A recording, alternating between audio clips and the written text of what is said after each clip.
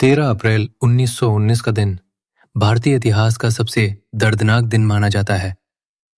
अमृतसर के जालियांवाला बाग में बैसाखी का पर्व था, इसलिए हजारों लोग उत्सव और साथ ही रोलेट एक्ट के विरोध में शांतिपूर्ण सभा के लिए इकट्ठा हुए थे।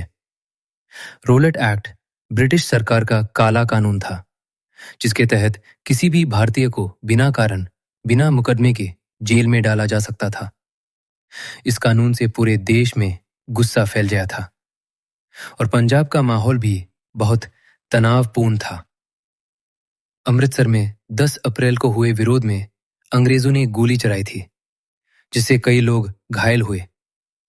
इसी तनाव के माहौल में ब्रिटिश अधिकारी जनरल रेजिनाल्ड डायर ने यह फैसला किया कि वो किसी भी तरह से भारतीयों को सबक सिखाएगा। 13 अप्रैल की शाम डायर अपने लगभग 50 सिपाहियों के साथ जालियांवाला बाग पहुंचा। ये बाग चारों तरफ से ऊंची दीवारों से घिरा हुआ था और अंदर जाने के लिए केवल एक संकरा रास्ता था।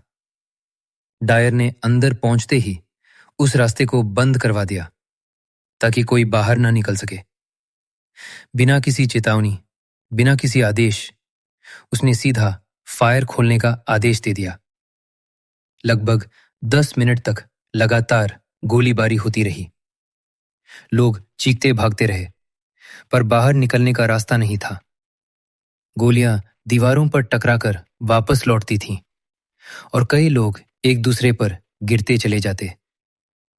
कुछ लोग अपनी जान बचाने के लिए बाग के कुएं में कूद गए, पर बाद में उसी कुएं में 120 से अधिक शव मिले। ब्रिटिश सरकार ने कहा कि 369 लोग मरे और 1200 घायल हुए, लेकिन भारतीयों के अनुसार 1000 से अधिक लोग मारे गए और करीब 1500 घायल हुए। जनरल डायर ने खुद कहा था कि उसने भीड़ को सबक सिखाने के लिए गोली चलाई। इस क्रूरता ने पूरे भारत को हिला दिया। गांधी जी ने इस घटना के बाद ब्रिटिश सरकार पर अपना आखिरी भरोसा भी खो दिया और देशव्यापी असहयोग आंदोलन शुरू किया।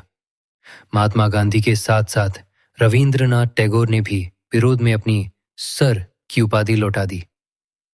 ये नरसंहार भारत की आजादी की लड़ाई में एक टर्निंग पॉइंट बन गया।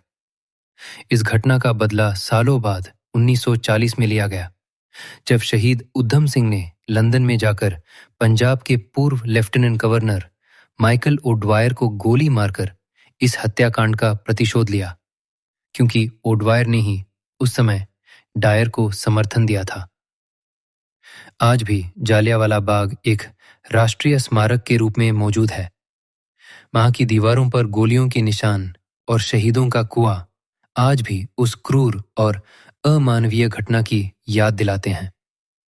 हर साल लाखों लोग यहां श्रद्धांजलि देने जाते हैं और इस हत्याकांड को याद करते हैं, ताकि इतिहास कभी दोहराया न जाए।